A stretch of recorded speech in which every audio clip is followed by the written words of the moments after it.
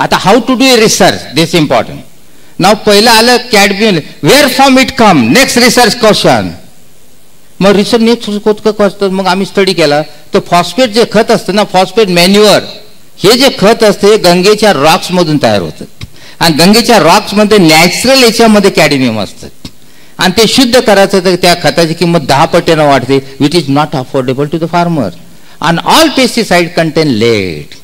त्याच्यानं next question आला की फॉस्फेट औरंगाबाद बाकीच्या महाराष्ट्रात टाकलं जातं, मग या 3 जिल्ह्यातच का? Why? This is a next research question. Then answerable that, कारण याचे क्ले सॉइल, क्ले लँड आहे, याला खारपान पट्टा म्हणतात.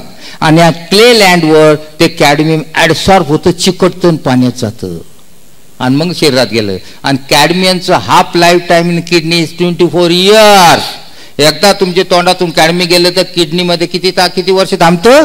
24 वर्ष.